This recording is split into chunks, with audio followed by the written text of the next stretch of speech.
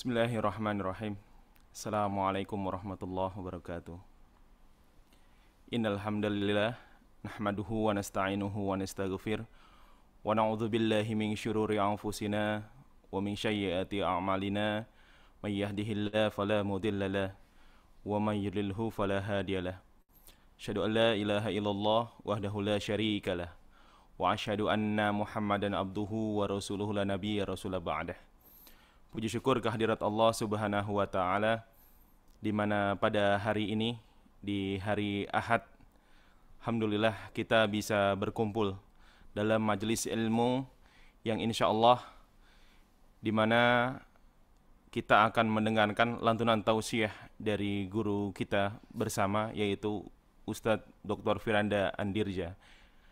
Alhamdulillah beliau sudah ada di tengah-tengah kami yang insya Allah nanti pada pukul 10 tepat akan bergabung live langsung ya, menyapa seluruh sivitas akademika Al-Wildan Islamic School, baik dari para pegawai, baik dari para ananda siswa-siswi, dan juga para orang tua, baik abi maupun umi, yang insya Allah pada pukul tepat nanti beliau akan memaparkan bagaimana kisah daripada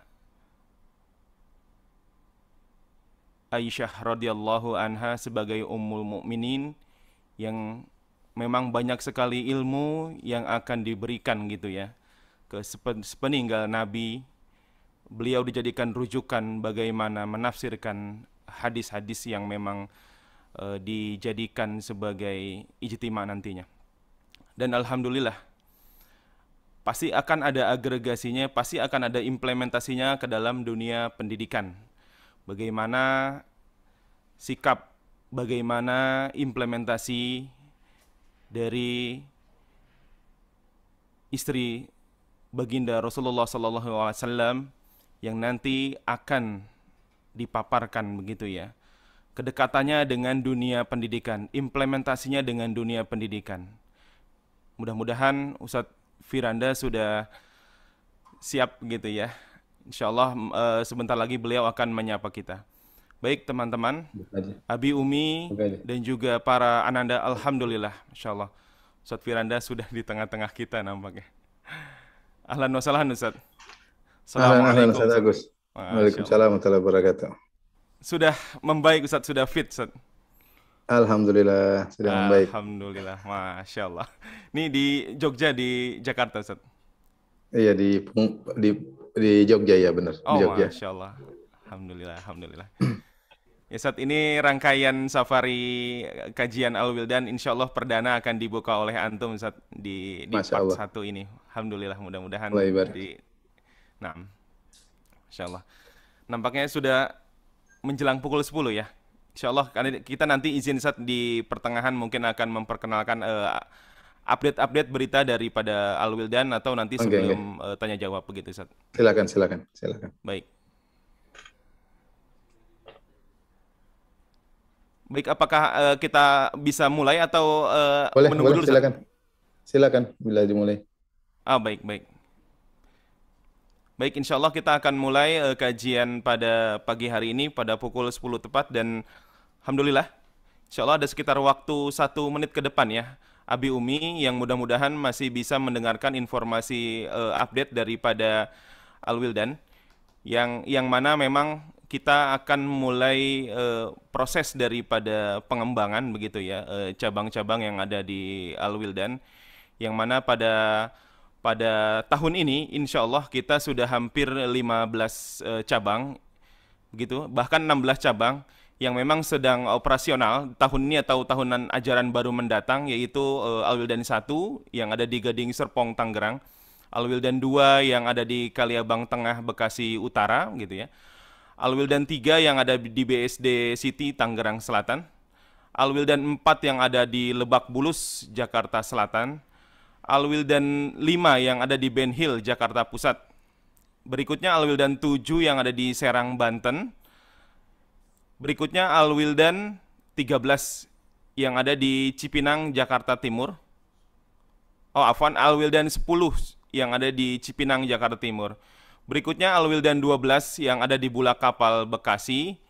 Lalu ada Al-Wildan 14 yang ada di Bumi Mutiara Bogor. Dan terakhir yang memang akan operasional juga Al-Wildan 15 yang ada di Kompas Baik, yang ada di Kompas Indah Bekasi ya. Jadi alhamdulillah kami hadir di wilayah Jabodetabek dan insya Allah menjamah juga ke wilayah Jawa Bali dan doakan juga kami menyapa Nusantara pada umumnya. Alhamdulillah itu saya yang bisa kami paparkan dan nampaknya juga sudah jam 10 tepat kami persilahkan kepada Ustadz Firanda Andirja yang memang sudah siap memaparkan materi pada pagi hari ini. Mudah-mudahan semuanya menyimak dan apabila ada Q&A silahkan bisa nanti dituliskan sesegera mungkin. Tafadhol masykurol kepada Ustadz Firanda Andirja. Waktu dan tempat kami persilahkan. Jazakallah khair, Ustaz Agus. Bismillahirrahmanirrahim. Assalamualaikum warahmatullahi wabarakatuh. Alhamdulillahi ala ihsani wa syukru lahu ala taufiqihi wa amtinani. Asyhadu an la ilaha illallah wahdahu la syarika lahu ta'ziman li sya'ni wa asyhadu anna Muhammadan abduhu wa rasuluhu da'ila ridwani. Allahumma salli alaihi wa ala alihi wa ashabihi wa ikhwani. Para jamaah, para peserta, para guru, para semua yang berafiliasi kepada Sekolah Al-Wildan.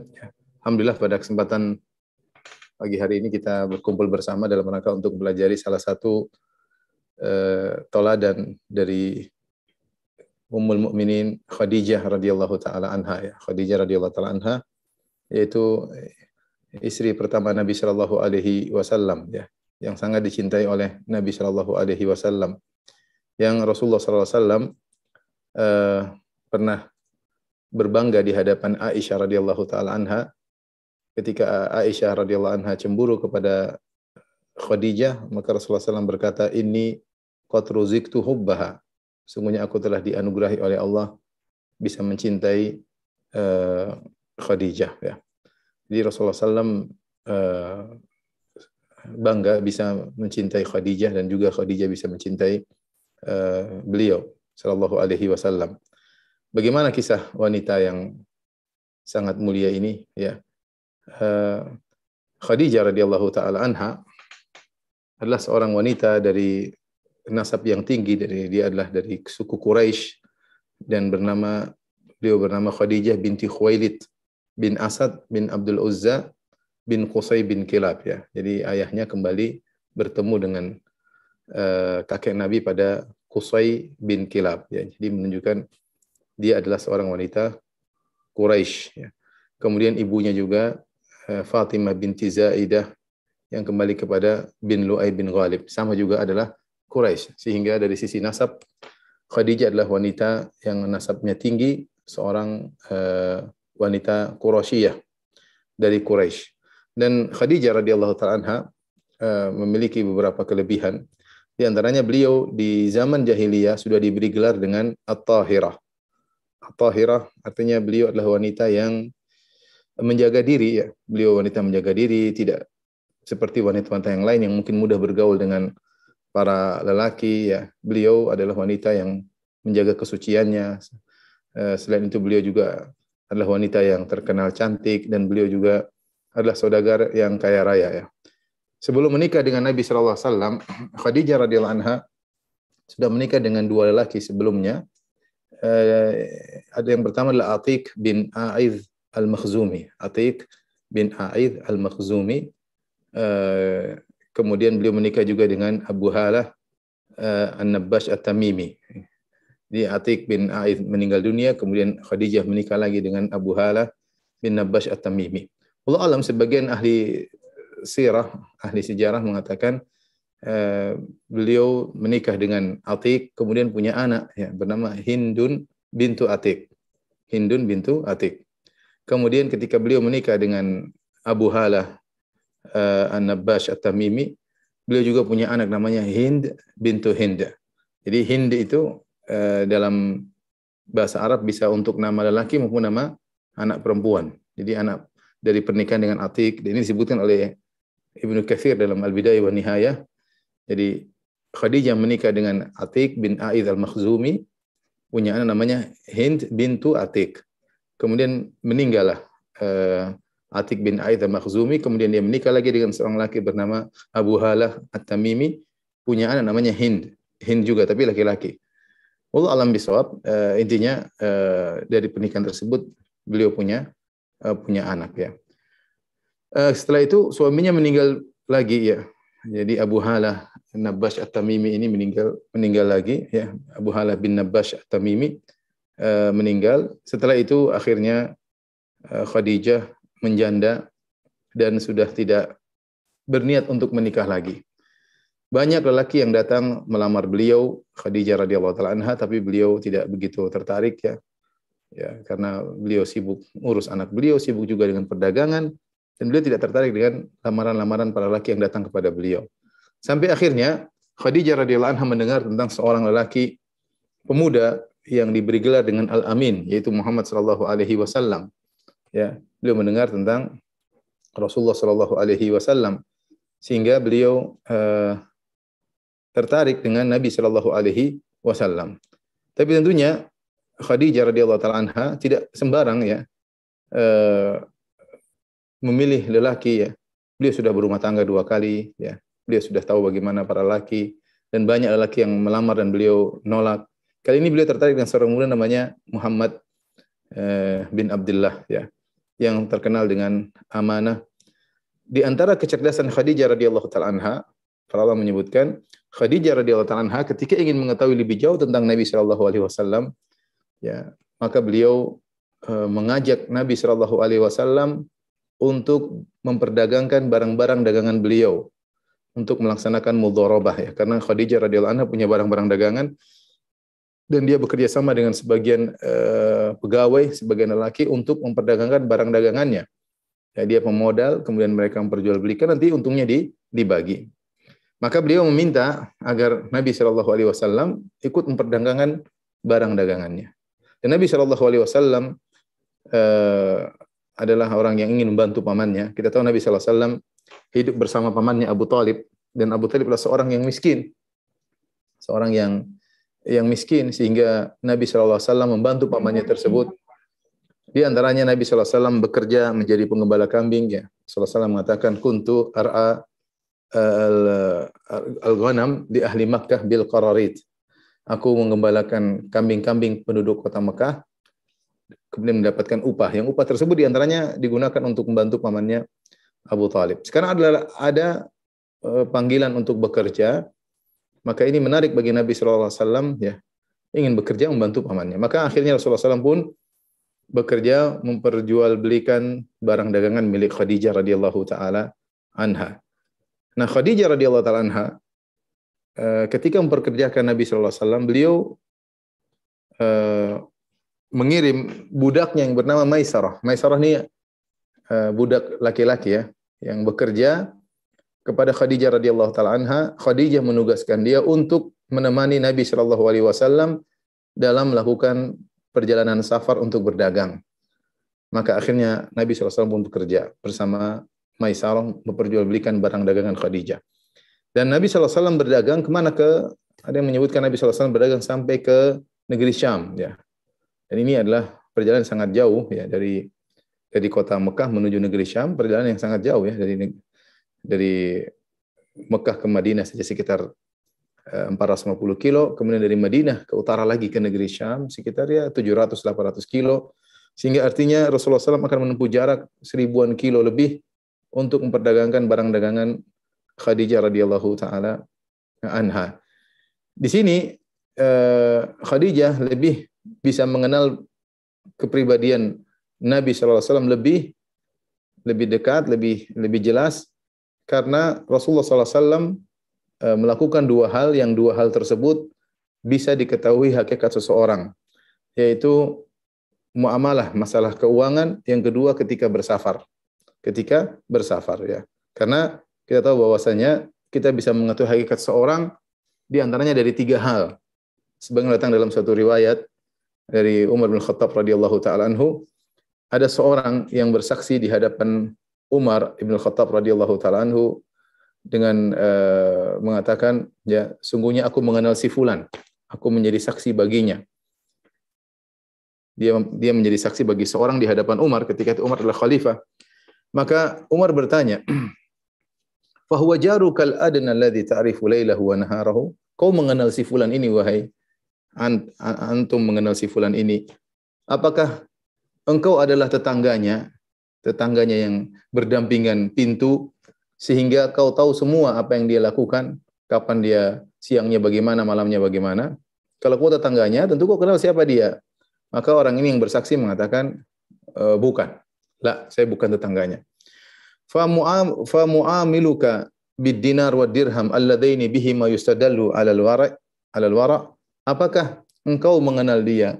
Engkau pernah bermuamalah dengan orang ini dengan dinar dan dirham, masalah keuangan, masalah utang piutang, masalah perdagangan? Kata dia, la, saya juga tidak pernah bermuamalah dengan masalah keuangan dengan orang ini. Kemudian pertanyaan ketiga dari Umar, fa rafiquka fi safar alladhi yustadallu ala makarimil akhlaq, apakah kau pernah bersafar dengan dia perjalanan yang jauh yang dengan safar maka bisa diketahui akhlak seseorang? Maka kata dia, la, tidak. Saya juga tidak pernah. Maka kata Umar, lasta ta'rifu. Kalau begitu kau tidak mengenal orang ini. Di sini Umar bin Khattab radhiyallahu anhu menyebutkan kita bisa mengenal hakikat seseorang dengan 3 cara. Cara pertama, kita adalah tetangganya. Kalau kita tetangganya, kita tahu kapan dia pergi, kapan dia keluar, kapan dia masuk rumah, kapan dia ribut sama istrinya, kapan akhlaknya sama anak-anaknya, siangnya bagaimana, malamnya bagaimana. Kalau tetangga dekat, kita akan tahu akhlak tetangga kita. Ya, pasti kita tahu. Ya, mungkin di luar bisa kelihatan manis, kelihatan indah, tapi kalau kita tangannya, kita tahu betul siapa orang, ke masjid atau tidak, ibadah atau tidak, bisa ketahuan. Yang kedua, diantaranya dengan bermuamalah dinar dan dirham. Ya, ini akhlak seorang ketahuan. Dari utang piutang, dari kerjasama, akan kelihatan akhlak seorang. Ya, kalau akhlak seorang tersebut baik, tentu dia akan perhatian masalah keuangan. Kalau dia punya utang, dia akan bayar dengan adab, bayar dengan sesuai dengan apa yang dia janjikan. Kalau dia bermuamalah bagi hasil, maka dia akan bahagia sesuai dengan yang disepakati. Intinya akan ketahuan akhlak seseorang dari masalah keuangan. Ya. Banyak orang yang kelihatannya akhlaknya bagus, tapi hancur, ketahuan borok-boroknya ketika sudah kita bermuamalah dengan dia dengan masalah keuangan. Kelihatan borok-boroknya ya, tatkala itu. Atau yang ketiga, dengan bersafar. Kalau kita bersafar, makanya dikatakan safar, disebut safar karena dia yusfir. Yusfir itu artinya mengungkap akhlak seseorang. Terutama kalau kita bersafar dengan jarak yang lama dengan jarak yang jauh, apalagi safar-safar zaman dahulu, akan kelihatan akhlak seorang. Sampai sekarang pun mungkin safar tidak sampai seperti, tapi tetap saja safar bisa membuka akhlak seseorang. Misalnya kita safar berhaji, kita safar umroh, safar berhaji bisa 20 hari sampai berhari-hari. Kelihatan akhlak seseorang kesehariannya bagaimana mengalah terhadap temannya, bagaimana tidak mengutamakan dirinya sendiri, lupa dengan kawan. Ini semua bisa kelihatan ketika safar, ya.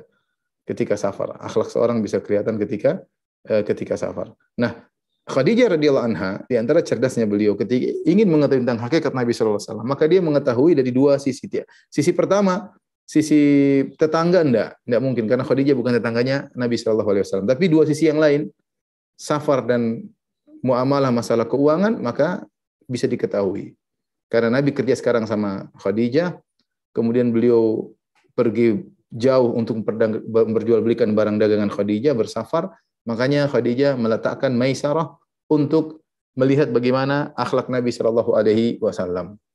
Setelah bermuamalah dengan Khadijah dan Maisarah memberi laporan kepada Khadijah tentang Nabi sallallahu alaihi wasallam, maka semakinlah Khadijah tertarik kepada Nabi sallallahu alaihi wasallam sampai akhirnya terjadilah pernikahan antara Khadijah dengan Nabi sallallahu alaihi wasallam. Ada riwayat-riwayat ada yang mengatakan Khadijah lewat kerabatnya memberitahu kepada kerabat Nabi sallallahu alaihi wasallam agar Nabi melamarnya. Dia menawarkan dirinya kepada Nabi sallallahu alaihi wasallam. Ada yang mengatakan usul dari sebagian kerabat Nabi sallallahu alaihi wasallam. Intinya Khadijah tidak melepaskan kesempatan yang besar ini, ya. Ada seorang laki yang sangat amanah, bahkan digelari oleh kaumnya dengan Al-Amin. Dialah Muhammad bin Abdullah sallallahu alaihi wasallam. Maka terjadi pernikahan yang sangat penuh berkah dari 2 orang yang sangat mulia, ya. Kita bilang Nabi SAW beruntung mendapat Khadijah, Khadijah beruntung dapat Muhammad SAW. Dua-duanya beruntung ya. Dua-duanya sosok yang sangat luar biasa. Khadijah sebagai istri tidak ada yang bisa mengungguli kesolehan Khadijah radhiyallahu taala anha, dan Nabi Muhammad SAW seorang nabi yang jelas tidak ada yang ragu tentang kebaikan Nabi SAW. Nah, para ulama berselisih tentang berapa umur Khadijah ketika menikah dengan Nabi SAW. Secara umum, para ulama sepakat atau pendapat jumhur ulama, Nabi SAW ketika menikah umurnya 25 tahun. Adapun Khadijah radhiyallahu ta'ala anha, maka ada beberapa pendapat yang mengatakan umurnya 30-an, ada yang mengatakan 28, ada yang mengatakan 40, semua tanpa ada sanad yang jelas ya. Tetapi pendapat tentang umur Khadijah mengerucut kepada dua pendapat. Yang pertama mengatakan bahwasanya Khadijah umurnya adalah 28 tahun. Ini pendapat disebutkan oleh Ibnu Ishaq. Dan pendapat yang kedua mengatakan Khadijah umurnya 40 tahun. Ini pendapat yang disebutkan oleh Al-Waqidi ya. Dua-duanya tanpa sanad ya. Mana yang lebih kuat? Yang mengatakan bahwasanya Khadijah ketika menikah dengan Nabi, Nabi umur 25, Khadijah umur 28, kata mereka dilihat dari ketika Khadijah menikah dengan Nabi SAW, Khadijah masih melahirkan 6 orang anak. 6 orang anak ya. Ada yang mengatakan 7, ada yang mengatakan 6. Di antaranya 4 wanita, 4 anak perempuan dan 2 anak laki-laki atau 3 anak laki-laki. Ada yang mengatakan anak laki-lakinya yaitu Qasim, Abdullah dan Thayyib atau Tahir ya. Ada yang mengatakan Qasim dan Abdullah. Namun anak-anak ini semua meninggal ketika mereka masih kecil ya. Dia masih umur menyusui sudah meninggal dunia. Sementara anak perempuan yaitu Ruqayyah, Ummu Kulsum, Zainab, Ruqayyah, Ummu Kulsum dan Fatimah, 4 orang. Paling tidak Khadijah radhiyallahu taala anha setelah menikah dengan Nabi sallallahu alaihi wasallam melahirkan 6 orang anak. Dan 6 orang anak ini pas bagi Khadijah kalau usianya 28 tahun. 28 tahun punya anak 6 orang lagi ya. Karena kalau sudah umur 40 kemudian punya anak 6 agak repot. Ini pendapat cukup kuat sehingga mereka mengatakan Khadijah menikah dengan Nabi umur 28 tahun dan hidup bersama Nabi selama 25 tahun. Hidup bersama Nabi selama 25 tahun kemudian meninggal dunia. Jadi kalau begitu Khadijah meninggal ketika usia 53 tahun. 53 tahun. Pendapat yang kedua yang mengatakan Khadijah berusia 40 tahun ketika menikah, ini pendapat lebih kuat ditinjau dari sisi dalil ya. Karena kalau Khadijah menikah umur 40 tahun kemudian hidup bersama Nabi sama 25 tahun, berarti ketika Khadijah meninggal usianya 65 tahun. Dan 65 tahun itu usia nenek-nenek ya. Dan beda dengan usia 53 tahun. Kalau kita katakan Khadijah menikah dengan Nabi umur 28 tahun, hidup bersama Nabi 25 tahun, berarti meninggal umur 53 tahun. Sementara dalam hadis ketika Aisyah radhiyallahu taala anha cemburu kepada Khadijah, Aisyah sempat berkata, namanya masih remaja, dia berkata, "Ma tadhkuru min ajuzin min ajaizi Quraisyin hamra'i shidqain." Wahai Rasulullah, engkau hanya menyebut tentang seorang nenek tua yang sudah meninggal halakat fid dahr, yang ompong ya. Hanya terlihat hanya terlihat gustinya yang berwarna merah. Qad abdalakallahu khairan minha. Allah telah menggantikan yang lebih baik daripada nenek tua tersebut ya. Jadi Aisyah cemburu ketika Nabi menyebut Khadijah sampai Aisyah berkata, "Ka'allam yakun fid dunya imra'atun illa Khadijah." Seakan-akan di dunia enggak ada perempuan kecuali Khadijah. Karena Rasulullah sering menyebut Khadijah padahal Khadijah sudah meninggal dunia. Saking sering disebut Khadijah, Aisyah cemburu. Ketika Aisyah radhiyallahu anha cemburu, dan Aisyah cerita kisah ini, dia pun menyebutkan tentang Khadijah, dia mengatakan Khadijah meninggal sudah tua, sudah ompong ya. Sudah ompong, Allah sudah gantikan dengan yang lebih baik. Maksudnya Allah gantikan dengan istri yang lain. Tetapi Rasulullah SAW tetap membela Khadijah dan berkata, "Inni qad ruzqtu hubbaha." Aku telah dianugerahi cinta kepada Khadijah radhiyallahu taala anha. Nah, usia 63 ini pas kalau dalam kondisi gigi sudah rontok semua. Beda kalau usia 65 itu pas nenek-nenek ya, artinya 60 biasanya gigi sudah pada rontok. Adapun kalau usia 50-an, 53 tentu gigi belum rontok. Kita dapati banyak wanita umur 50-an masih ayu, masih seger, giginya belum rontok ya. Jadi wallahu alam bisawab, dari sisi ini saya lebih condong bahwasanya Khadijah menikah dengan Nabi sallallahu alaihi wasallam ketika berusia 40 tahun dan Nabi berusia 25 tahun. Adapun bisa melahirkan 6 orang anak lagi, kita bilang mungkin saja. usia 40 masih bisa melahirkan, apalagi kalau kemudian jarak anak-anak tersebut tidak terlalu jauh, ya maka mungkin bagi Khadijah untuk masih bisa melahirkan 6 orang anak meskipun sudah berusia 40 tahun. Wallahu a'lam bishawab. Baik, akhirnya setelah menikah Rasulullah SAW pun menjalankan kehidupan rumah tangga bersama Khadijah radhiyallahu taala anha, ya, hidup serumah, kemudian dianugerahi oleh anak-anak dari Khadijah, ya. Tadinya Rasulullah SAW miskin, kemudian punya istri yang saudagar kaya raya. Rasulullah SAW naik martabatnya dari sisi ekonomi, ya. Makanya di antara tafsir sebagian ulama tentang firman Allah Subhanahu wa taala, wa wajadaka ailan fa aghna. Allah mendapati engkau dalam kondisi ailan, yaitu dalam kondisi miskin, kekurangan, fa aghna. Lalu Allah memberikan engkau kecukupan. Di antaranya dengan kau menikah dengan Khadijah radhiyallahu taala anha. Kemudian Nabi SAW di rumah ada anak-anak yang diurus oleh Nabi SAW, di antaranya 6 orang anak tadi kita sebutkan, Abdullah, Qasim, Ruqayyah, Zainab, Ruqayyah, Ummu Kulthum, Fatimah. Kemudian juga anak dari Khadijah yaitu Hind bintu Atiq, ya, atau Hind bin Abi Halah, ya. 2 orang anak, apakah mereka tinggal juga bersama Khadijah? Zahirnya tinggal bersama Khadijah. Kemudian juga ada Ali bin Abi Thalib.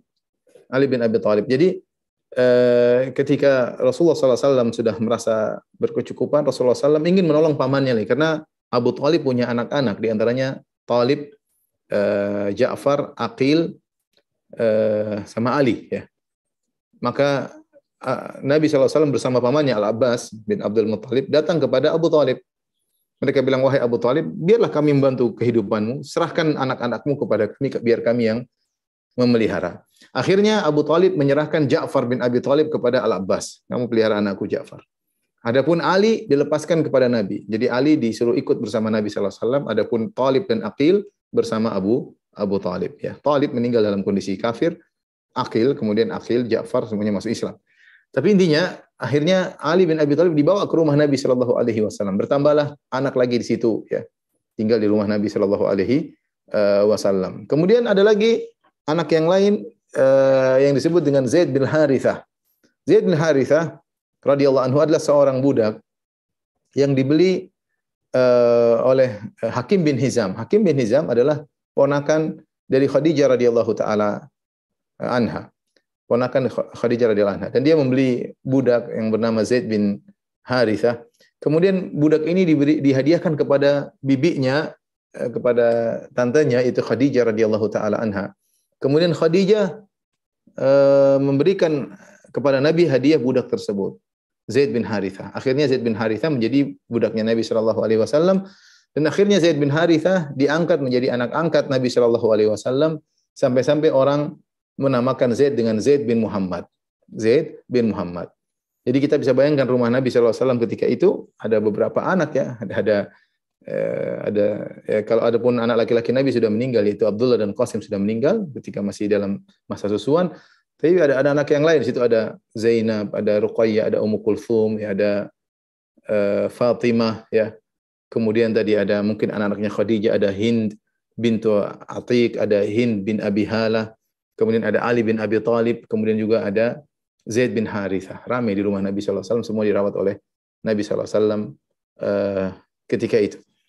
Taib, sampai akhirnya Rasulullah SAW pun diangkat oleh Allah Subhanahu Wa Taala sebagai seorang Nabi. Ya. Berjalan ke rumah tangga Nabi dengan penuh kebahagiaan dengan Khadijah.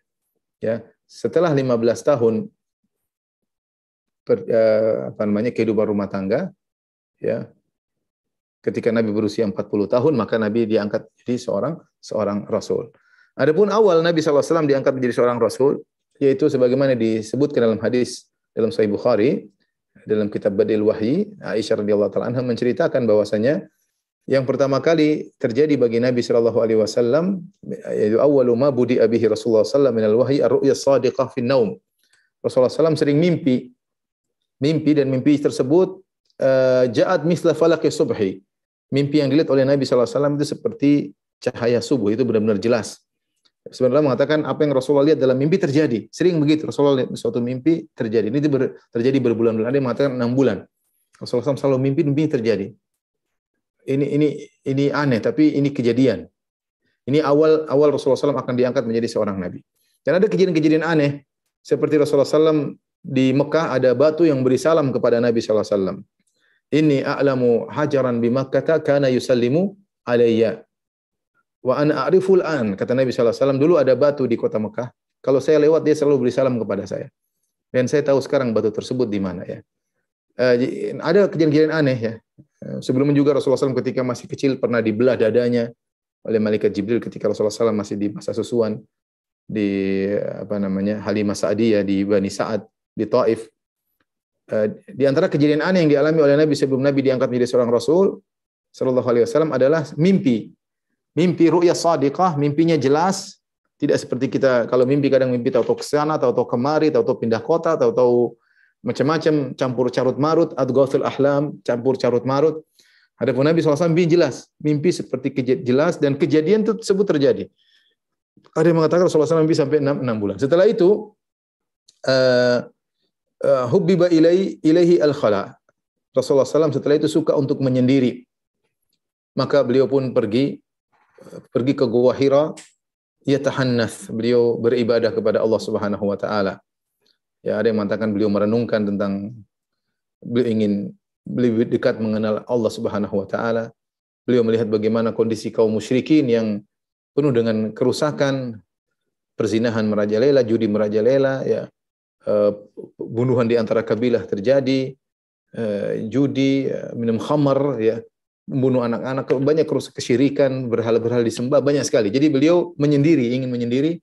Setelah sering mimpi, beliau pergi ke Gua Hira, kemudian beliau menyendiri di situ, merenungkan. Dan Khadijah radhiyallahu taala anha mempersiapkan bekal untuk Nabi sallallahu alaihi wasallam. Ini di antara kemuliaan Khadijah radhiyallahu taala anha. Beliau tahu suaminya baik, maka beliau siapkan makanan buat suaminya. Nanti kalau suami sudah pergi ke Gua Hira, nanti turun, kalau sudah habis makanannya dikasih bekal lagi oleh Khadijah radhiyallahu taala anha. Demikian terus sampai datanglah malaikat Jibril kepada Nabi sallallahu alaihi wasallam. Semua itu Khadijah tidak pernah mengeluh, tidak pernah mengatakan, Mas ngapain ke gua sana ya? Mas ini yang ngabisin makanan aja, pulang balik nggak ada hasilnya. Nggak ada. Dia tetap melayani suaminya, dia siapkan makanan. Suaminya pergi ke Gua Hira dan dia temani. Bahkan terkadang dia pergi ke Gua Hira nemani Nabi sallallahu alaihi wasallam dalam beberapa kondisi.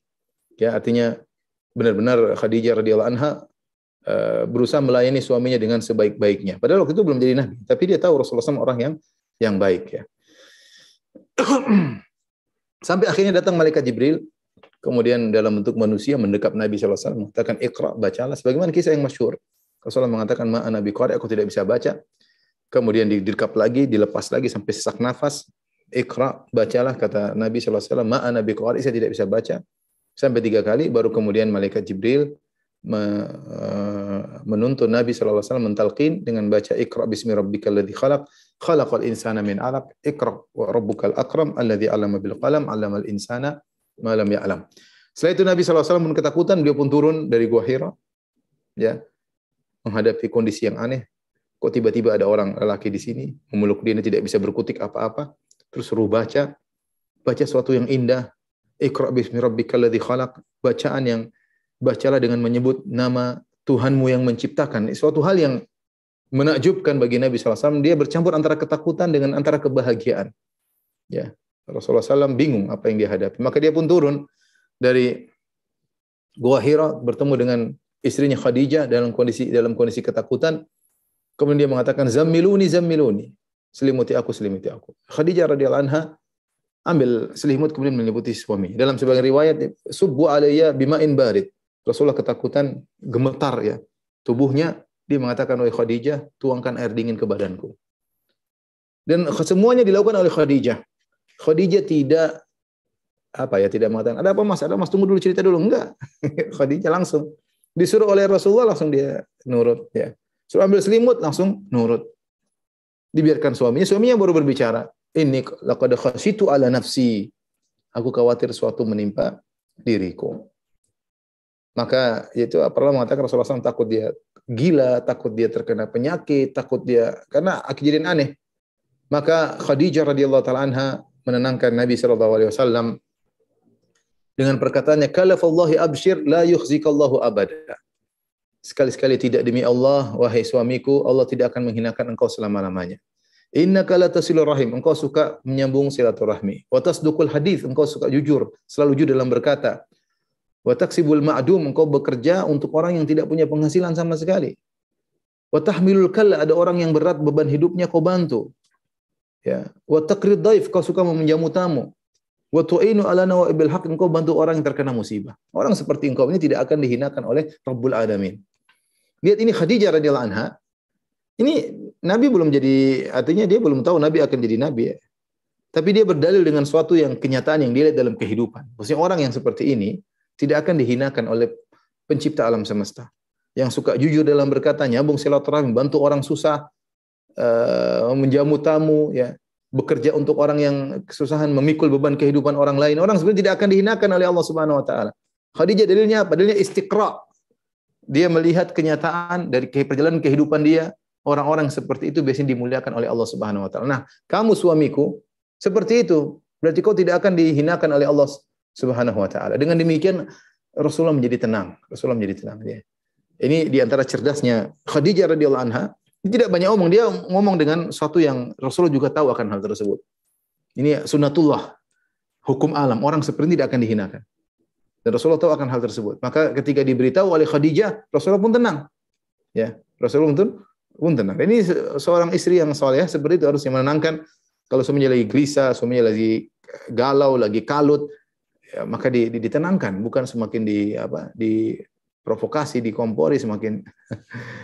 Kalau misalnya ada suami pulang dari kantor kemudian muring-muring bilang, aduh itu teman saya kurang ajar gini-gini di kantor gini. Ya, harusnya istri bilang, sabar mas, tenang. Begitulah kehidupan, tenang aja.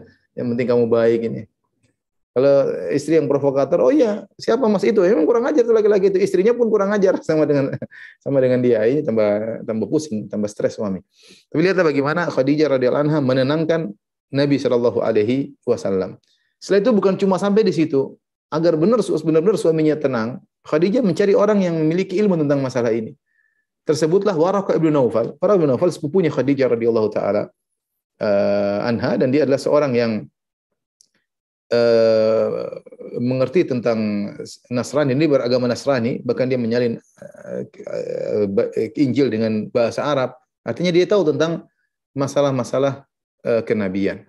Maka Khadijah pun bawa Rasulullah sallallahu alaihi wasallam kepada Waraqah bin Naufal, ya. Kemudian akhirnya terjadi diskusi, ya.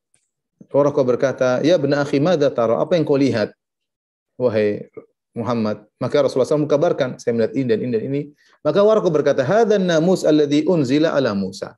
Yang datang kepadamu, yang memeluk engkau, yang suruh kau baca Iqra bismi rabbikal ladzi khalaq, itu adalah namus, yaitu pembawa berita rahasia, yaitu Jibril yang pernah turun kepada Nabi Musa alaihissalam. Ya. Kemudian dia berkata, "Ya laitani fiha jad'an akunu hayyan hina yukhrijuka qaumuka."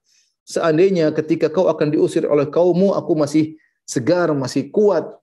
La ansurannaka nasran mu'azzaran, aku akan menolong engkau dengan pertolongan yang kuat. Rasulullah SAW heran ketika mendengar perkataan Waraqah. Dia berkata, "Amukhrijiyahum, apakah kaumku akan mengusirku?" Kata Waraqah, "Na'am.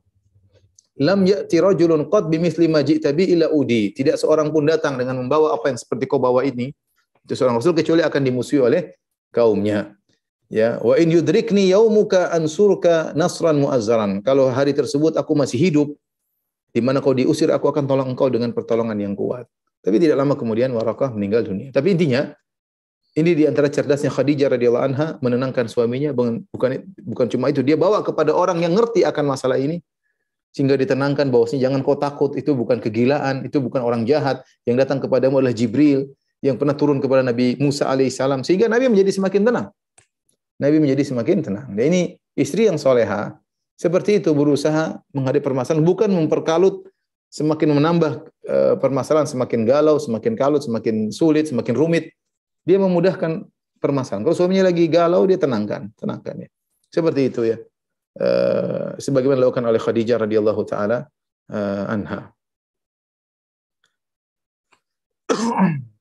Ikhwan dan akhwat yang dirahmati Allah Subhanahu wa taala, Bapak dan Ibu, ayah bunda yang dirahmati oleh Allah Subhanahu wa taala, maka setelah itu kondisi berubah.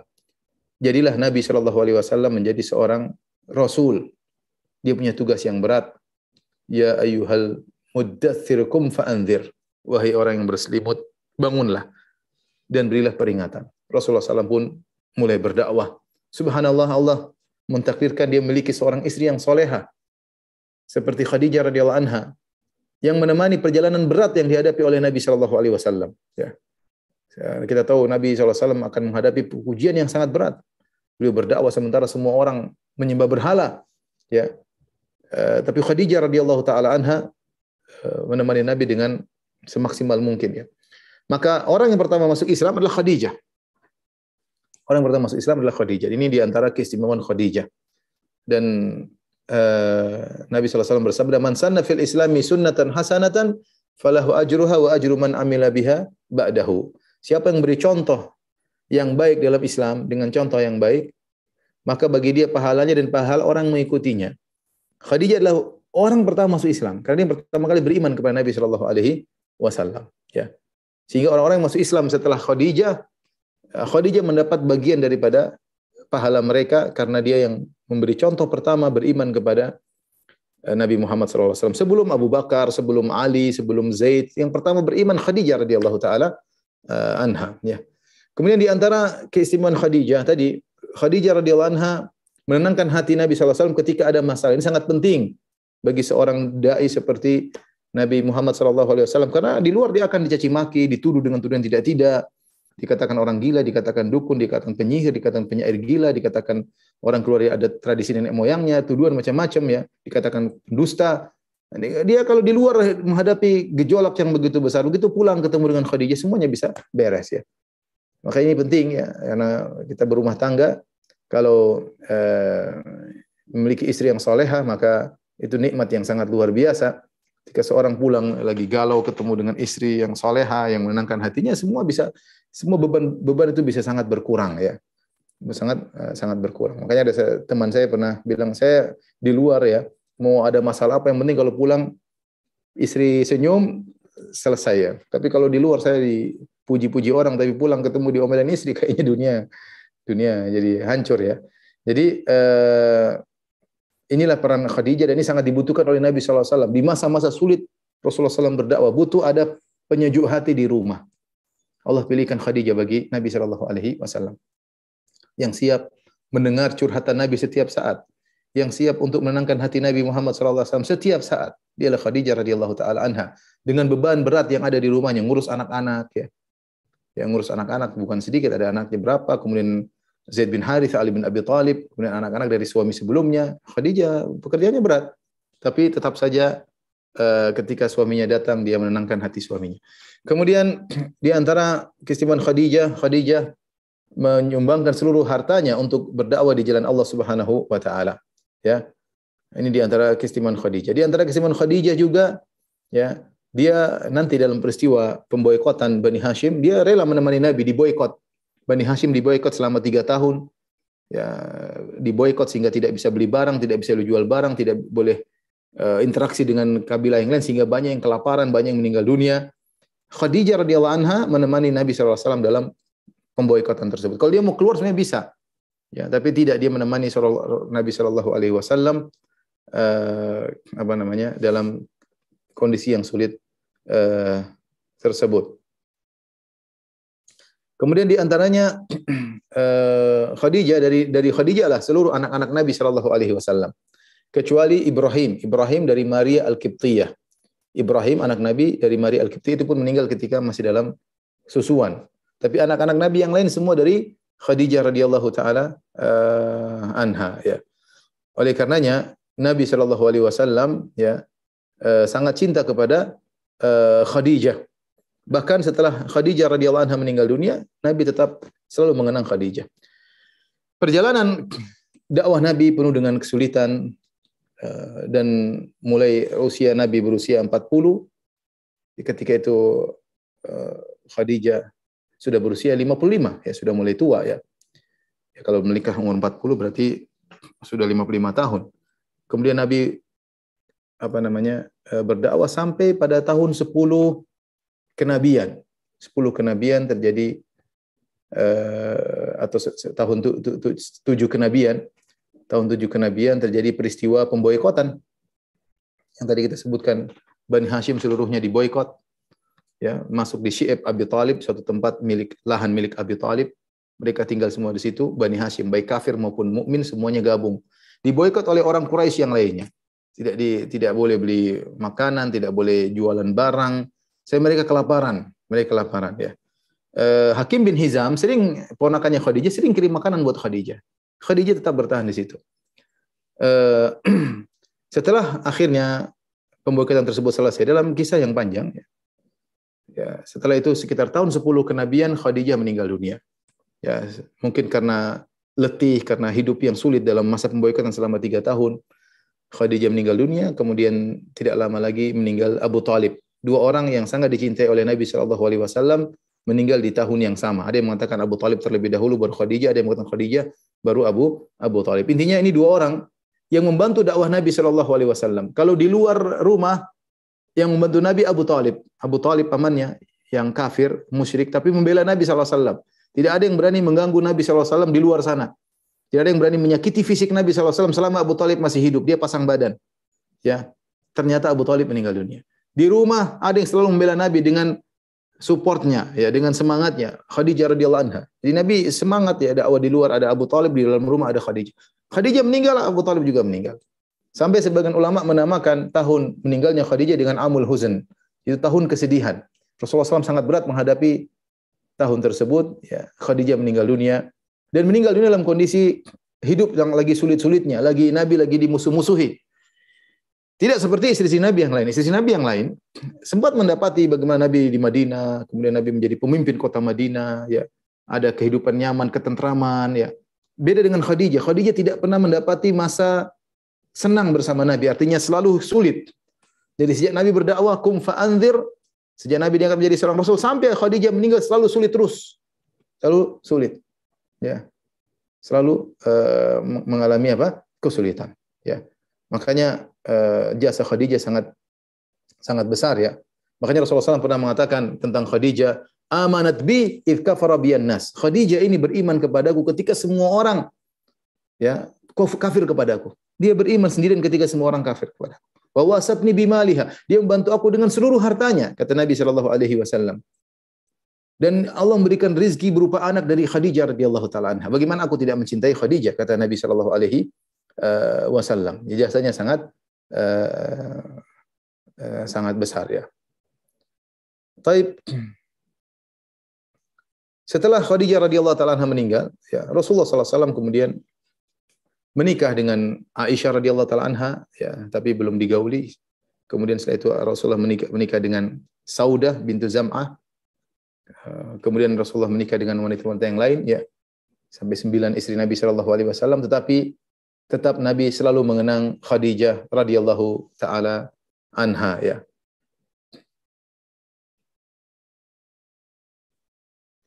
Kata Aisyah radhiyallahu taala anha, walakin kana Nabi sallallahu alaihi wasallam yukthiru dzikraha. Rasulullah sallam sepeninggal Khadijah selalu menyebut-nyebut Khadijah.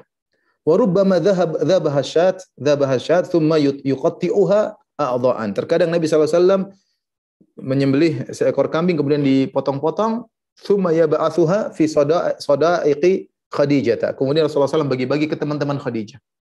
Subhanallah, Rasulullah sallam potong kambing dia bagi ke teman-temannya Khadijah, ini teman istrinya dulu, dibagi-bagi. Qultu lahu, aku berkata kepada Nabi SAW, kata Aisyah, ka'annahu lam yakun fid dunya imra'atun illa Khadijah. Seakan-akan di dunia tidak ada wanita kecuali Khadijah. Khadijah terus. Ya. Aisyah cemburu, dan ini aneh. Aisyah mengatakan, aku tidak pernah cemburu kepada istri-istri Nabi, ya, sebagaimana cemburuku kepada Khadijah. Padahal Khadijah sudah meninggal.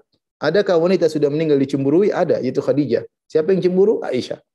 Padahal Aisyah adalah wanita yang paling dicintai oleh Nabi sallallahu alaihi wasallam. Ketika Amr bin As bertanya kepada Rasulullah sallallahu alaihi wasallam, ya, man ahabbun nasi ilaik? Siapa yang paling kau cintai?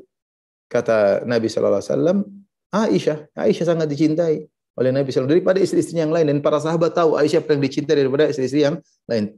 Meskipun demikian, Aisyah radhiyallahu taala anha cemburu kepada Khadijah lebih daripada kecemburuannya kepada Sofia, kepada Hafsah, kepada Ummu Salamah, lebih cemburu Aisyah kepada Khadijah daripada istri-istri Nabi yang lain. Padahal Khadijah sudah meninggal dunia. Tidak lain kenapa? Karena Nabi sering menyebut-nyebut kebaikan Khadijah radhiyallahu taala anha, tidak melupakan kebaikan Khadijah radhiyallahu taala anha.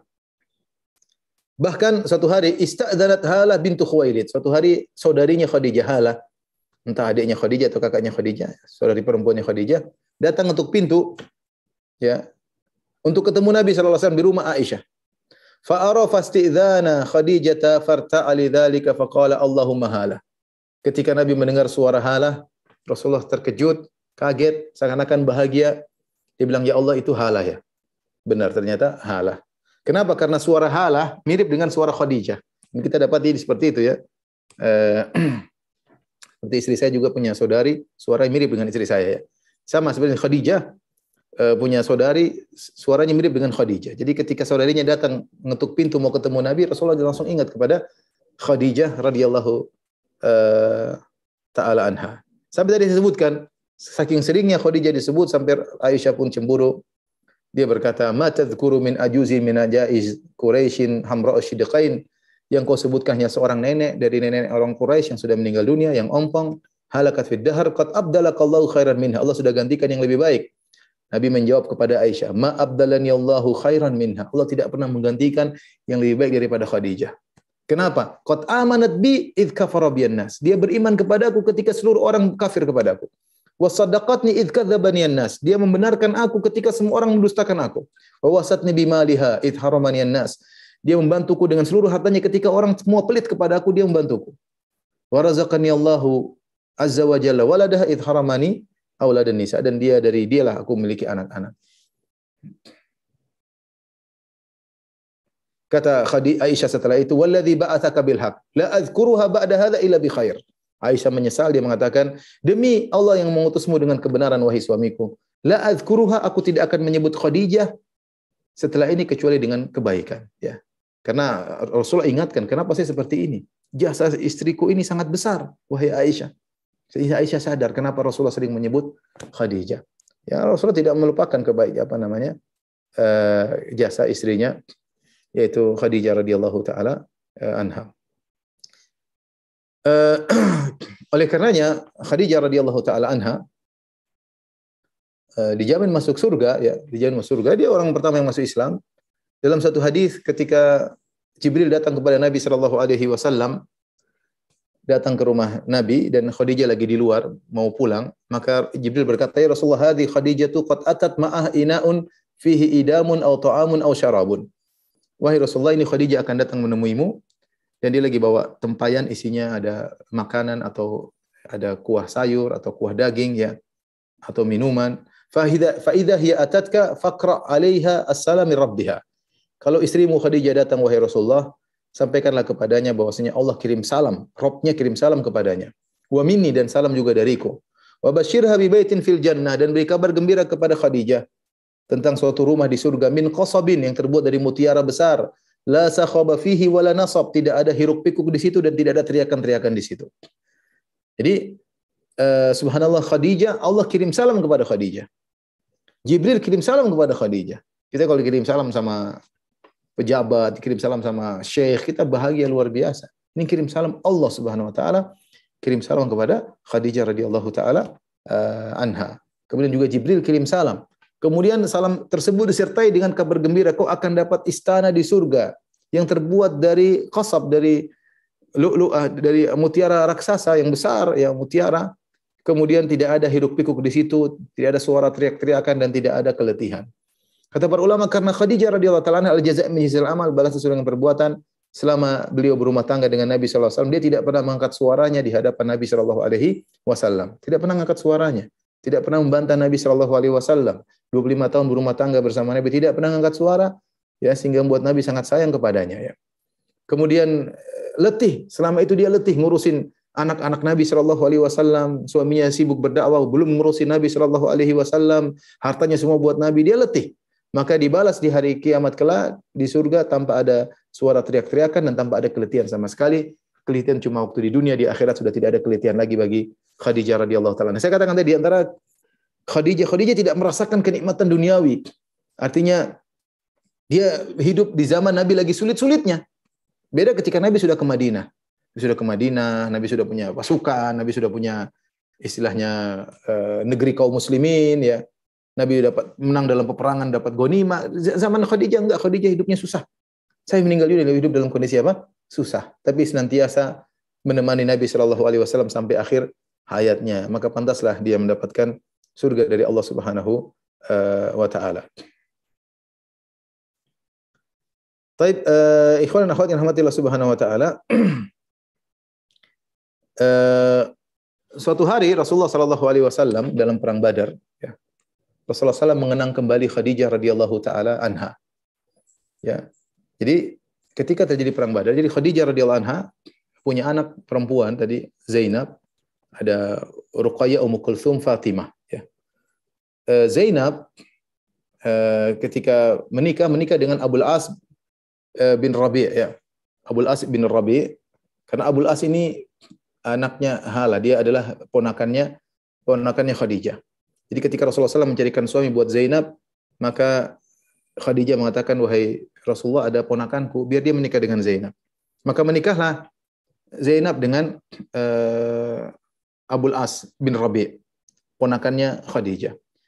Ketika itu Khadijah tidak punya apa-apa, Zainab juga tidak punya apa, maka Khadijah pun punya kalung, dia lepas kalung tersebut yang biasa dia pakai di lehernya, dia berikan kepada Zainab untuk berhias menyambut suaminya. Lepaskanlah kalung tersebut, diberikan kepada Zainab. Ini Zainab pun menikah dengan Abul As dengan menggunakan kalung ibunya Khadijah radhiyallahu taala anha.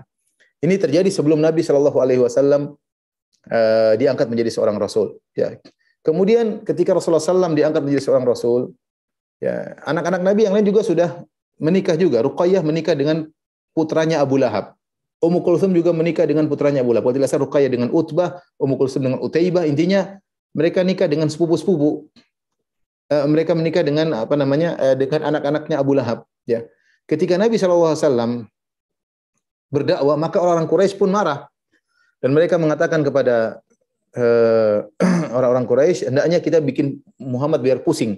Bagaimana caranya? Kita suruh anak-anaknya diceraikan. Kalau anak-anaknya diceraikan, putri-putrinya Muhammad diceraikan, dia akan sibuk ngurus anak-anaknya. Putri-putri jadi janda. Dan siapa yang menceraikan akan kita nikahkan dengan wanita yang dia pilih, terserah. Akhirnya benar, putra-putranya Abu Lahab menceraikan Ruqayyah dan menceraikan Ummu Kulthum. Dan mereka mendapatkan wanita yang mereka sukai. Ya Rasulullah, gimana putrinya diceraikan, ya sedihlah. Abul As juga didatangi oleh orang Quraisy, wahai Abul As, ceraikan Zainab.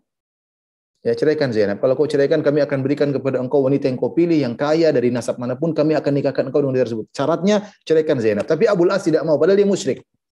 Abul As masuk Islam belakangan. Dia musyrik. Dia tidak mau menceraikan Zainab. Dia tidak mau menceraikan Zainab. Jadi di sini ada jasa Abul As. Meskipun dia musyrik, dia tidak mau menceraikan Zainab. Ya, dan Nabi ingat akan jasa tersebut. Berjalan dengan waktu, akhirnya Rasulullah SAW berhijrah ke kota Madinah. Kemudian terjadi perang Badar pada tahun 2 Hijriah. Di antara pasukan kaum musyrikin yang bersama Abu Jahal adalah Abul As bin Rabi', mantunya Nabi sendiri.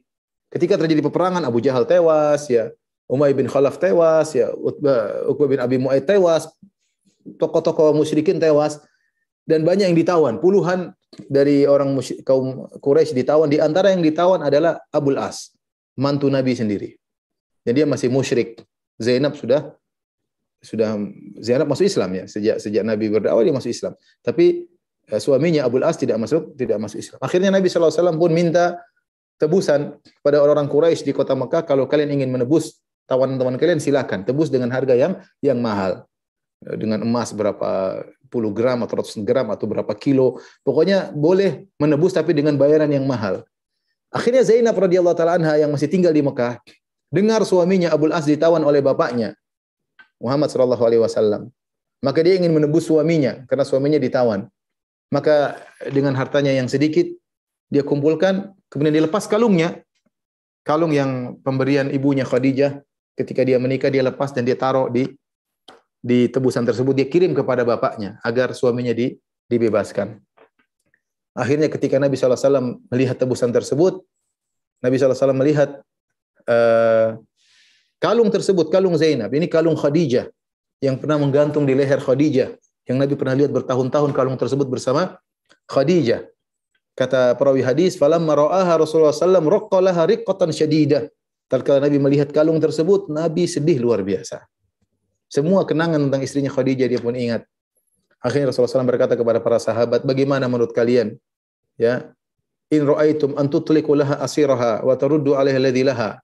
Faqalu, bagaimana kalau sudah bebaskan saja Abul As, emas yang dikirim oleh Zainab kita kembalikan kepada Zainab. Bagaimana menurut kalian wahai para sahabatku? Para sahabat mengatakan, "Na'am ya Rasulullah." Ya Rasulullah, silakan. Akhirnya dikembalikanlah kalung tersebut kepada Zainab dan Abul As dibebaskan. Dan akhirnya Abul As di kemudian hari masuk Islam belakangan ya. Meskipun kalau tidak salah tahun ke-7 atau tahun ke-8 Hijriah, terlambat masuk Islam, tapi akhirnya masuk Islam. Inilah ikhwan dan akhwat yang dirahmati Allah Subhanahu wa taala, kisah tentang Khadijah radhiyallahu taala anha, seorang ibunda yang sangat mulia. Tentunya kita berharap wanita-wanita atau ibu-ibu ya, bisa seperti Khadijah ya, membuat kehidupan rumah tangga yang tentram, yang nyaman. Karena tidak bisa kita pungkiri bahwasanya kondisi nyaman kehidupan rumah tangga sangat berpengaruh pada pendidikan anak-anak ya. Kalau di rumah tangga dalam kondisi sering bertengkar, sering angkat suara ya, tidak ada sinkron antara suami dan istri, maka ini mempengaruhi psikologi anak-anak ya. Maka kita bertakwa kepada Allah Subhanahu wa taala, jangan kita mengedepankan emosi kita dalam menjalani kehidupan rumah tangga, jangan sampai anak-anak menjadi tumbal atau menjadi korban dari ego yang kita miliki antara suami dan istri. Ingat, kalau kita ada masalah jangan di hadapan mereka. Ya, kita berusaha menampakkan keindahan kehidupan di hadapan anak-anak. Anak-anak sudah beban mereka berat untuk belajar di pondok, nanti pulang ke rumah lihat kondisi orang tua yang tidak menyenangkan, ini pengaruhi psikologi mereka dalam belajar, dan pengaruhnya sangat sangat besar. Ibu-ibu jadilah seperti Khadijah radhiyallahu taala anha yang nurut kepada suami, selalu memberi ketenangan kepada suami, dan para suami berusaha seperti Nabi sallallahu alaihi wasallam menjadi suami yang terbaik bagi istrinya. Wallahu taala alam bisawab. Ini saya yang saya sampaikan, selanjutnya saya kembalikan kepada moderator.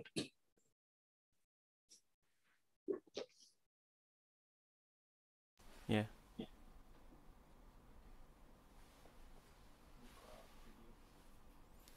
Nah, jazakallah khair Ustaz atas nasihatnya kepada kami, baik dari unsur sivitas para guru, para ummahat terutama pada umumnya begitu ya, para ananda, ikhwan dan juga akhwat, yang wabil khusus kepada akhwat yang bisa mengambil hikmah bagaimana Ummul Mukminin yaitu Khadijah radhiyallahu anha mendampingi Rasul ya, mendampingi Rasul, bahkan beliau tiada sebelum Rasul tiada begitu.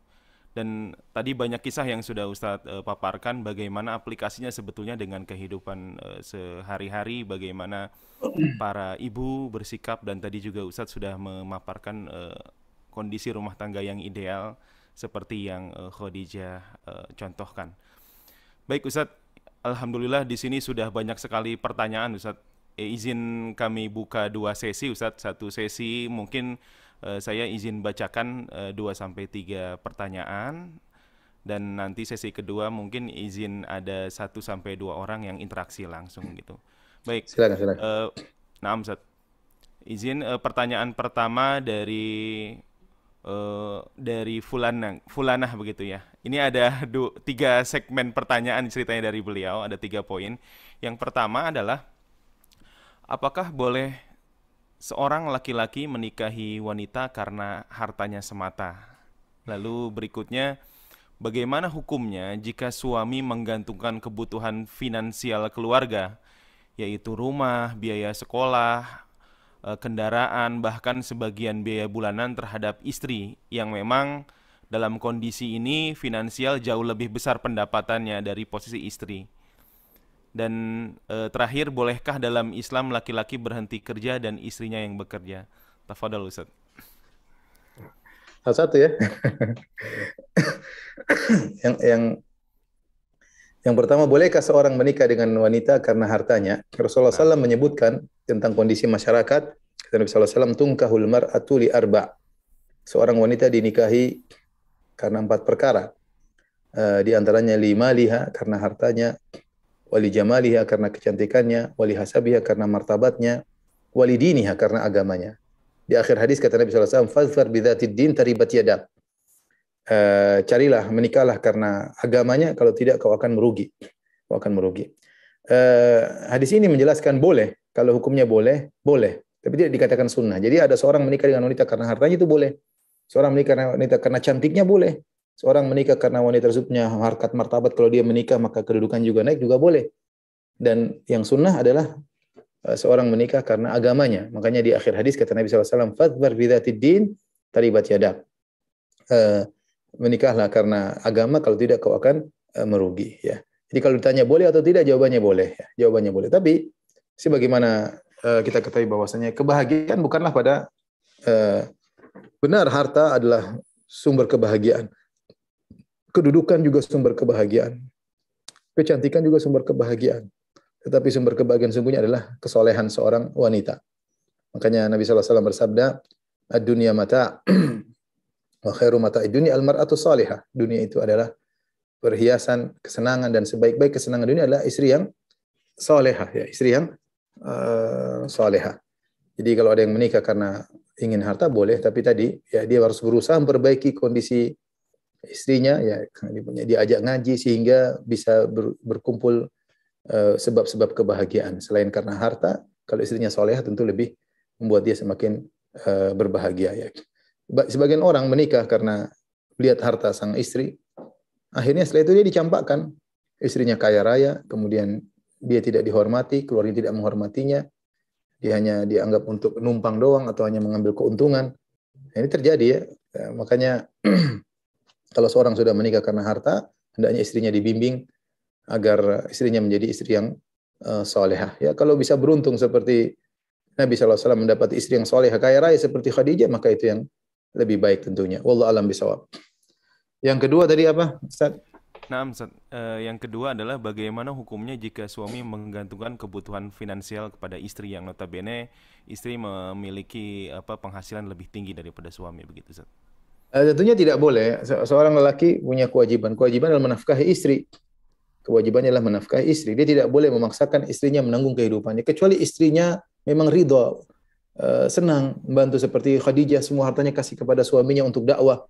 Ya, itu nggak ada masalah kalau seperti itu. Tapi kalau suaminya, istrinya merasa terbebani, kemudian suaminya malas, ya tidak ada kegiatan, hanya sekedar semuanya beban kepada istrinya, tidak boleh, karena suami dan istri punya kewajiban masing-masing. Di antara kewajiban suami adalah menafkahi istri, menafkahi dengan nafkah yang dia mampu.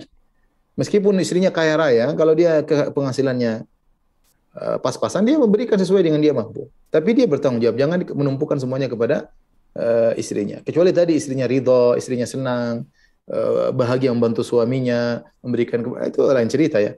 Tapi kalau hukum asal, hukum syar'i tidak boleh.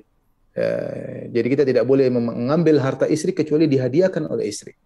Kalau istri menghadiahkan, tapi kalau hadiahnya memberikan terpaksa ya karena suaminya malas, karena suaminya enggak, ini tidak boleh. Suami harus berusaha. Seorang punya izzatun nafs, punya harga diri, jangan dia bertumbuh kepada wanita ya, tapi dia yang menafkahi keluarganya. Allah alam bisawab. Paham, Ustaz. Pertanyaan masih dengan penanya yang sama, Ustaz, Ayo di gimana? pertanyaan beliau terakhir. Bolehkah dalam Hmm. Islam laki-laki berhenti bekerja dan istrinya yang bekerja? Ya nggak boleh lah. Kecuali suaminya yang melahirkan. Enggak lah ya, ya itulah. Nah, tadi beda. Kalau kebetulan seorang mendapati istri yang kaya raya, udah mas nggak usah kerja, saya punya harta triliunan, ya sudah nggak apa-apa. Yang penting istrinya beri dengan keridhaan. Nggak usah mikir kerja, sudah ini sudah banyak harta ngapain? Itu boleh-boleh saja. Ya, tapi kalau suruh istrinya kerja, dia yang santai di rumah, tentu tidak benar ya, karena laki-laki adalah apa namanya tulang punggung rumah tangga ya, dia cari nafkah bukan istrinya. Jangan dibalik ya. Allah alam bisawab. Nah, Ustaz, jazakallah khair. Penanya kedua, Ustaz, izin ini sudah mulai masuk kepada konteks Khadijah dan juga apa agregasinya kepada waktu untuk bagaimana Rasul gitu ya. Yang pertama memang pertanyaannya, Afwan Ustadz mau bertanya kenapa Rasulullah SAW tidak berpoligami saat bersama Khadijah gitu Ustadz. Lalu Para ulama apakah menyebutkan karena Rasulullah ya, SAW sangat hmm, cinta kepada Khadijah. Dia tidak ingin menyakiti hati Khadijah radhiyallahu taala anha. Ya. Eh, Setelah Khadijah meninggal, baru kemudian beliau berpoligami. Dan jasa Khadijah terlalu besar bagi Nabi Shallallahu Alaihi Wasallam. Makanya Nabi mengatakan, amanat bi id kafara biyan nas. Dia beriman kepadaku ketika semua orang kafir kepadaku.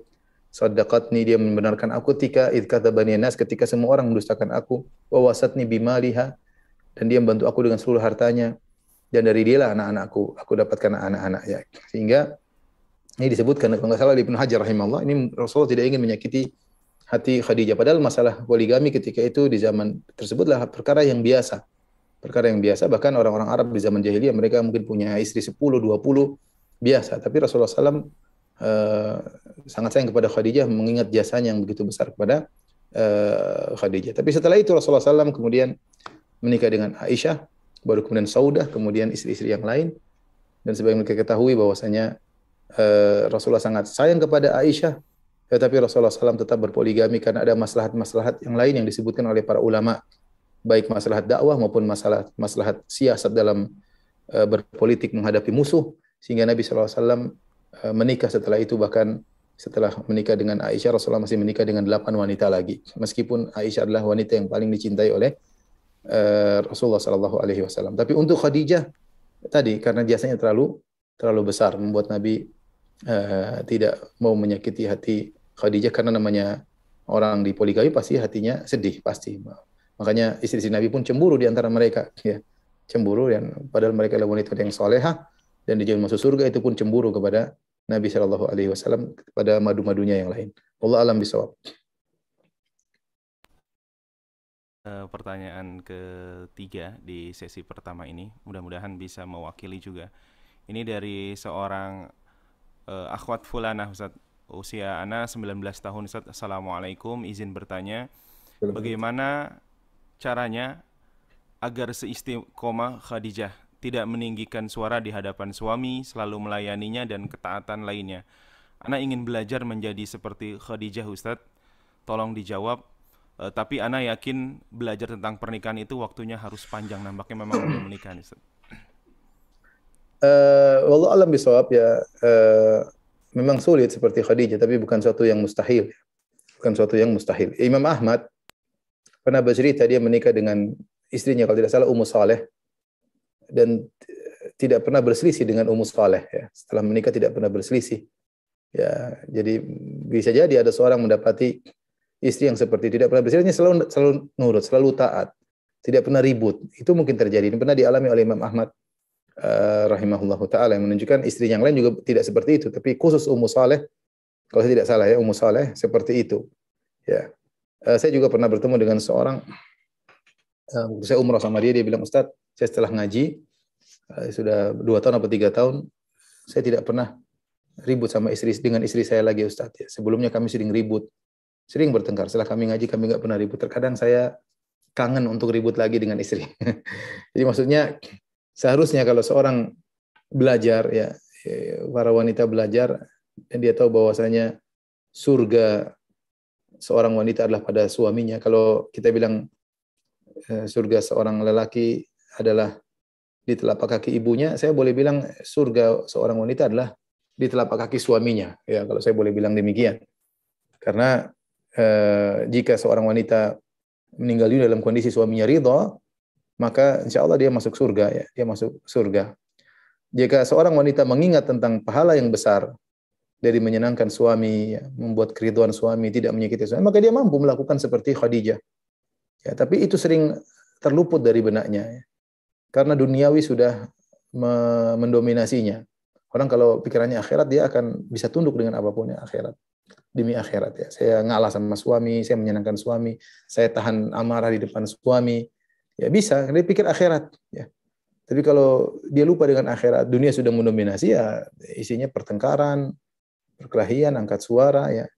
Jadi memang saya nasihatkan kepada ukhti yang bertanya berazam ya, minta kepada Allah Subhanahu wa taala untuk bisa menjadi istri yang soleha yang tidak mengangkat suara di hadapan suaminya. Semoga dimudahkan oleh Allah Subhanahu wa taala.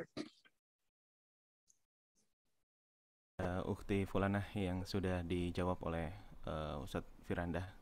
Baik Ustadz, izin di sesi kedua kita akan interaksi langsung dengan para penanya, mungkin 2-3. Mudah-mudahan sudah siap ya para penanya. Tafadol, mungkin kepada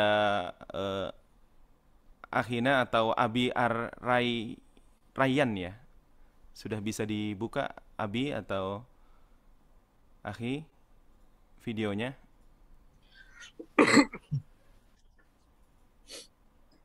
Assalamualaikum.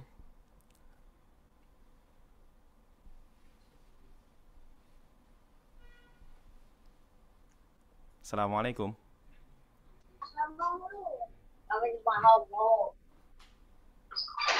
Apa Ustaz, di Tafadol, cancel Akhi aja. atau Abi ini yang mau ditanyakan, ada hal yang mau ditanyakan? Silahkan, kita Lah, fasilitasi labas, interaksi labas. langsung. Langsung aja Ustaz. Lanjut aja yang lain, Oh, lanjut. Di cancel ya. Sapa kembali ini dengan Murdan Al-Betawi, Masya Allah. Mungkin dari Jakarta. Tafadol, Akhi atau Abi, ada yang mau ditanyakan? Silahkan.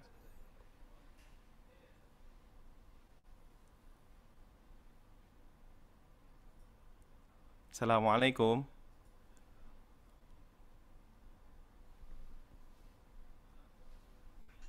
Masih nampaknya Ustaz. Di cancel aja. Di cancel. Coba terakhir ya. Ya, Sebelum terakhir. kita coba alihkan ke pertanyaan. Nah, ini dia. Fideli ya. Fideli 1B TIC. Masya Allah. Ini apa uminya atau Ananda? Fadol silahkan. Bisa dinyalakan dan bisa diaktifkan mikrofonnya. Silahkan, ada hal yang ingin tanyakan, tafadol. Assalamualaikum.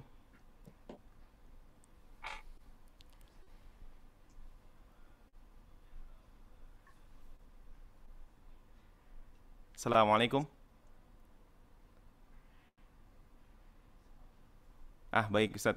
Nampaknya kita alihkan ke pertanyaan ini. Sudah banyak sekali Ustaz. Mungkin ada dua penanya ya. Ini karena dua lagi silakan. kita fasilitasi Silakan, masih belum ini. Baik. Oke, ini ada dari Isel Umu Aliyah Afifah. Bismillah, dari Umu Aliyah Ustadz, Bunda Khadijah adalah pedagang yang sukses sebelum menikah dengan Rasulullah. Apakah setelah menikah maka Bunda Khadijah meninggalkan perdagangannya dan membantu dakwah Rasulullah? Apakah ini menjadi tuntutan bagi kami sebagai umi dan meneladani beliau bahwa ketika menikah sebaiknya kita berhenti bekerja, fokus kepada keluarga? Syukron, jazakumullah khairan katsira. Wallahu alam bisawab. Tidak dijelaskan secara detail tentang hal tersebut, tetapi dari cerita yang kita dapatkan, Khadijah ketika berdagang dia tidak keluar. Dia di rumah dan dia punya anak buah yang dia memanage dari rumah saja, sehingga dia tidak harus keluar rumah untuk pergi kemana-mana. Sehingga apakah setelah itu dia masih terus berdagang, tidak disebutkan kegiatan hal tersebut. Ya, intinya Rasulullah mengatakan wawasatni bimaliha. Hartanya semua dia bantu kepadaku. Ini menunjukkan Khadijah tetap bertahan sebagai wanita yang kaya raya ya setelah Nabi SAW diangkat menjadi seorang Rasul. Ya, menunjukkan mungkin perdagangannya masih berlanjut ya, buktinya Rasulullah mengatakan dia bantu aku dengan hartanya. Tapi cara kerja Khadijah tidak harus dia keluar ke sana kemari ya. Artinya dia bisa membantu Nabi dengan secara ekonomi dan bisa mengurusi anak-anak Nabi SAW. Allah alam bisawab.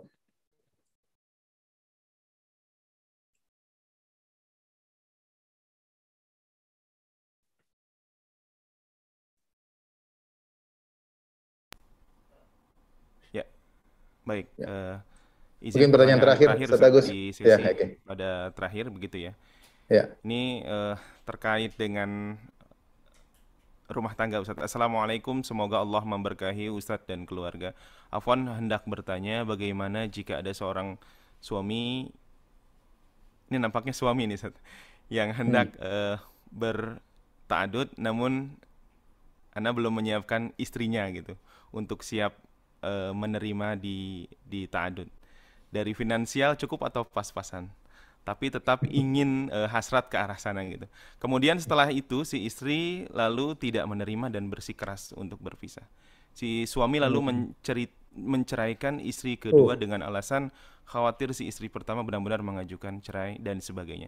Jadi bagaimana menurut Ustaz seorang Ana harus bersikap begitu Ustaz? Ana seorang yang qawam. Sudah terlanjur berarti, sudah diceraikan ya? Nampaknya belum Ustaz, nampaknya belum. Wallah alam ya, berat ya. Tidak semudah yang dibayangkan karena memang ta'adud atau poligami adalah suatu yang berat ya. Sebagaimana saya sering bertanya kepada teman-teman yang banyak yang berpoligami, mereka menyimpulkan bahwasanya tanggung jawab lebih berat daripada sekedar kesenangan yang didapatkan. Oleh karenanya memang tidaklah seorang masuk dalam bab ini kecuali memang sudah penuh dengan persiapan, jangan sampai dia mengambil langkah yang akhirnya menzalimi orang lainnya. Tadi menzalimi istri pertamanya atau dia menzalimi istri keduanya. Saya tidak bisa beri jawaban, mungkin dia perlu diskusi lebih lanjut dengan Ustaz secara langsung ya, melihat kondisinya ya. Yang penting bagaimana kita bisa menjawab pertanyaan Allah pada hari kiamat kelak ya, bukan yang penting selesai urusan saya selesai. Benar kalau urusan kita selesai tanpa membuat masalah sama orang lain, tapi kalau urusan kita selesai tapi buat masalah sama orang lain, ini repot ya. Tapi harus dijalani, harus ada keputusannya. Tapi nasihat saya untuk diskusi langsung dengan ahli ilmu, dengan para ustadz yang mungkin beliau kenal, bisa ditanya langsung. Wallahu a'lam bishawab. Demikian saja kepada kawan-kawan sekalian apa yang saya sampaikan, kurang lebih mohon maaf. Wabillahi taufiq wal hidayah. Assalamualaikum warahmatullahi wabarakatuh. Waalaikumsalam warahmatullahi wabarakatuh. Jazakallah khair kepada Ustadz Firanda yang sudah memberikan nasihat ilmu dan juga nasihat kehidupan kepada kami semua untuk Sivitas Akademika Al-Wildan Islamic School, baik dari unsur guru, baik dari para abi, umi, dan juga para siswa-siswi yang sudah sedia untuk mengikuti ya kajian Safari dakwah yang perdana, yang mudah-mudahan insya Allah kita istiqomah dalam hitungan 2 pekan ke depan. Kita akan adakan lagi kajian-kajian yang nampaknya bahasannya insya Allah menarik dan juga mudah-mudahan semua bisa mengikutinya ya. Yang paling terdekat memang kajian kedua, yaitu dengan Ustadz Ahmad Zainuddin Al-Banjari ya, yang insya Allah nanti di pekan lusa, yaitu pada tanggal 23 Februari 2022 pada hari Rabu.